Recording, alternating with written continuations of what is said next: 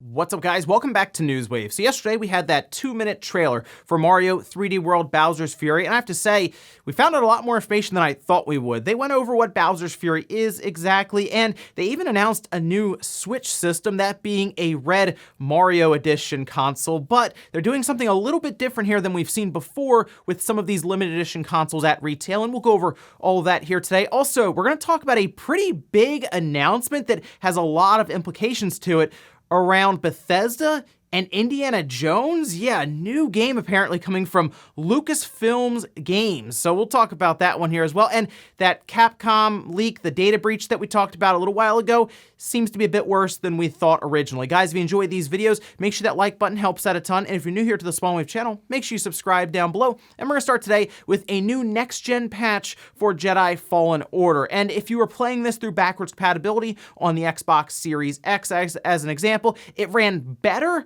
but it still wasn't necessarily optimized for the next-gen hardware. That, however, has now changed with a patch that was pushed yesterday, and you can see some of the patch notes here where EA posted up several of the new features here, including an improved frame rate on the Xbox Series X, S, and PlayStation 5, improved dynamic resolution ranges for a higher resolution experience on the Series X and S and the PlayStation 5, and improved post-processing resolution for the Xbox Series X and PS5. And they go over several of the parameters for the dynamic resolution between them, and it looks like the Series X overall is going to run the game a bit better and touch higher resolution, whereas it goes up to 1440p in performance mode for the Series X, and on the PlayStation 5 it seems to be kind of locked at 1200p, and I think a lot of this has to do with them basically just building off of backwards compatibility with the PS4 Pro and the Xbox One X versions of the games, but at least it's something. It's better than what I was thinking. I kind of felt like, okay, EA's just going to move on to Fallen Order 2 that we hear is in development and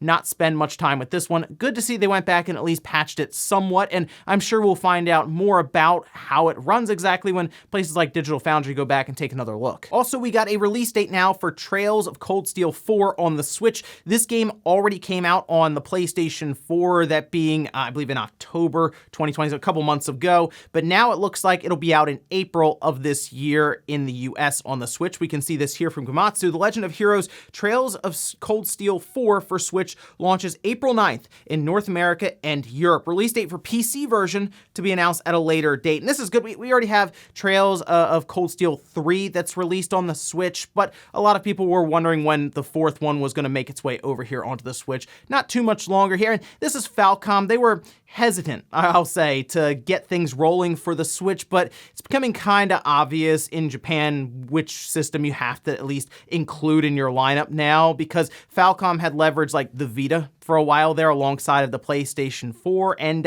it looks like going into this next generation with the PS5, they're probably going to be treating the Switch like their Vita to have it alongside of something like the PlayStation 5 here. That's just the way it is right now in Japan when you look over and you see the Switch having over 17 million consoles just in that one region. But look forward to that, though, in the US in April. Oh, and we had another patent that was spotted for Sony with their PlayStation 5 that seems to lean into what's already happening in something like Demon's Souls. This we can see over here spotted by Scrub Wiki, saying the generation, association, and display of in-game tags are disclosed. Such tags introduce an additional dimension of community participation to both single and multiplayer games.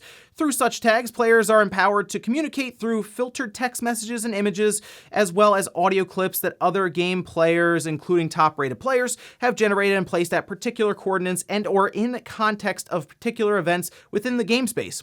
The presently described in-game tags and associated user-generated content further allow for label-based searches with respect to gameplay. And you can see an image here that kind of shows an example in like a first-person shooter-style game where you could see like these little speech bubbles kind of coming up, showing, well, I guess it's like a Killzone, which is interesting because they just like closed down Killzone's website. But all right, here we go with apparently them showing that as an example. And yeah, a couple of speech bubbles here where it's like through this door around the corner, watch out for this person here. And that's something that we use in Demon's Souls where people will leave comments and they don't all help. And I guess that's why you'd have top-rated people with comments to kind of follow. And it also mentioned that developers could do things there too. So it's a patent, but it is something that would make sense going forward with what Sony's talked about with kind of the social aspects of the PS5. And guys, with some of the quick news out of the way, let's get into the bigger stuff. Let's start right away with the 2-minute trailer that we had for the Super Mario 3D World plus Bowser's Fury.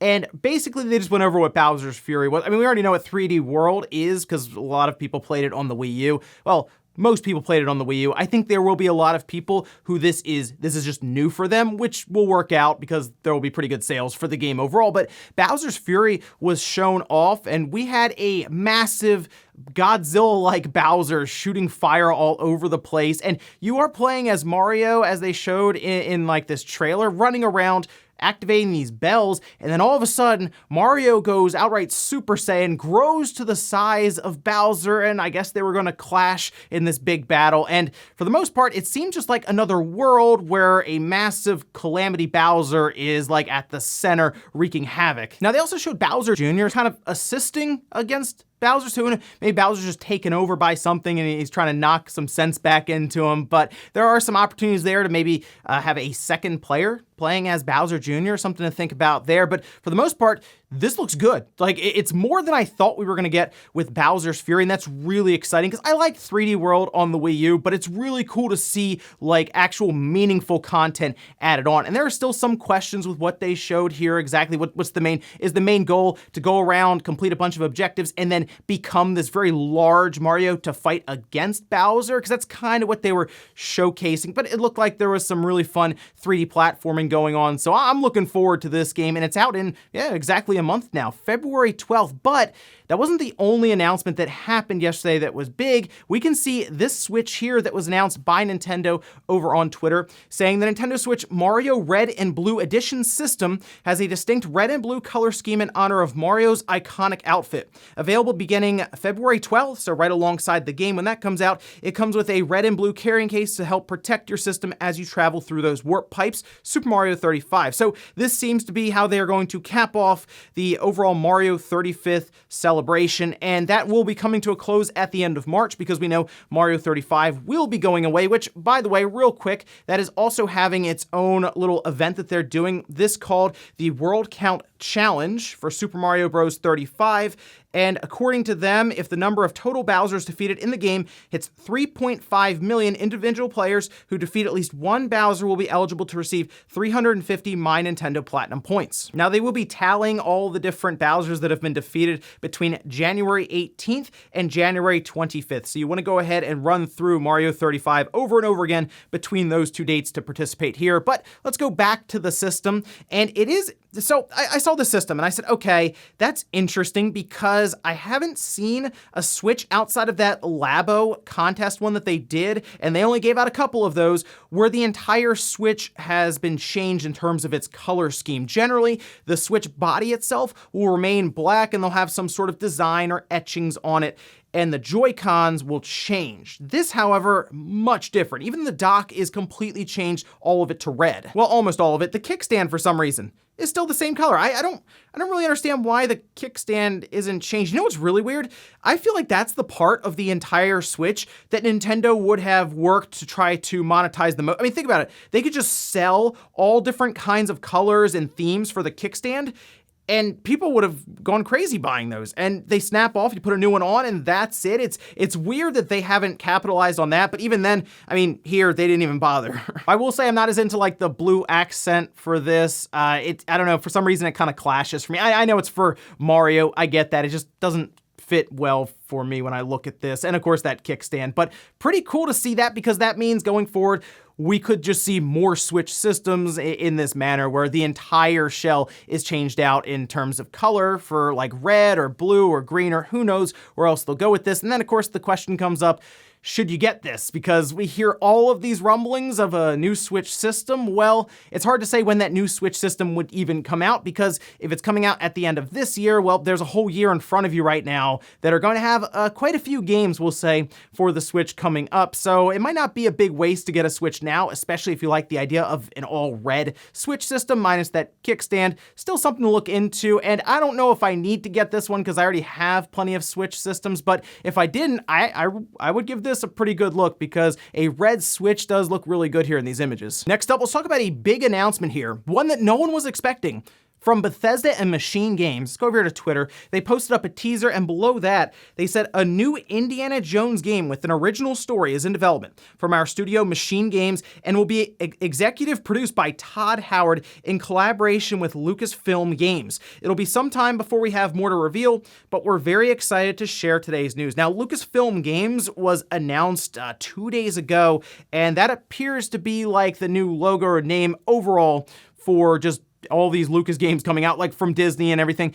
Before, we would say, okay, Star Wars, that's EA, but seeing this big logo that we're gonna now, I guess, have come up whenever we load up some of these games does make you wonder about that EA Star Wars exclusivity deal that's gonna be running up soon, so keep that in mind. I did a video about that on the second channel covering this. Go check that one out. But a new Indiana Jones game with Machine Games. Machine Games, if you're not aware, does the Wolfenstein games, like all of them. So to do Indiana Jones, which we assume would be like Uncharted, I guess, so like a third-person game, they wouldn't make this a first-person game, would they? Now, Indiana Jones games from like the previous generations haven't been well-reviewed, we'll say. Well, we had Indiana Jones Staff of Kings. I remember that one from the Wii, actually, and then I know we had some on the Nintendo 64, and it was never this big franchise in games like it was in the movies. Although I did see a lot of people on Twitter yesterday who asked, like, who's Indiana Jones? I guess we've kind of got to that point now. So here's hoping that Bethesda Machine Games can turn out a really good game here. And here's the other question. If we're far off from this one, is this going to be a game that's only on the Xbox and PC, like a Game Pass exclusive? Because remember, in June, Bethesda, ZeniMax, they're going to become part of Microsoft and their Xbox Game Studios. So something to think about there with this one, because that's Lucasfilm Games teaming up with them. Makes you wonder about some of the other first-party system developers, Nintendo and Sony. I wonder if they have anything cooking right now with Lucasfilm Games after they made that announcement, kind of branching off with this new logo. Next up, let's talk about that Capcom data breach. We had mentioned this before, and that's why you've seen all kinds of things pop up online about games coming up from Capcom over like the next 4 or 5 years, because hackers who were looking for a ransom from Capcom to not release this, Capcom said, yeah, we're not going to pay you guys. Do what you want to do with it. And they just started releasing it, kind of drip feeding it out there. And now we know about several things coming up, which includes certain Resident Evil games, even one just for the Switch and others. So now it looks like that data breach was worse than Capcom originally had reported. Let's go over here to Video Games Chronicles, where they had the story on it. On Tuesday, the company provided an update on its investigation into the breach. It confirmed that it's now verified that the personal information of 16,406 people has definitely been stolen, up from 9 in November. That's a pretty big jump, 9 from 9 to 16,406. That includes names, addresses, and contact details and HR information for 3,248 business partners, 3,994 employees, and 9,164 former employees. In total, Capcom said it's ascertained that the potential maximum number of customers, business partners, and other external parties whose personal information may have been compromised in the attack is approximately 390,000 people, an increase of 40,000 from the previous report. So this has gotten out of control pretty quickly. I mean, it's one thing when we're talking about games coming up, because we talked about Street Fighter 6 and the platforms that it's on, and it's like, yeah, everyone kind of figured that was going to happen. And like, we did have some interesting things put out there about Resident Evil Village, and obviously the idea of Revelations 3 being a thing for the Switch first. There's some cool surprises in there, but then you hear about people's information getting out there from the company. It's like, okay, this is going a bit far now, and now we're hearing potentially up to 400,000 different things from personnel files being leaked out.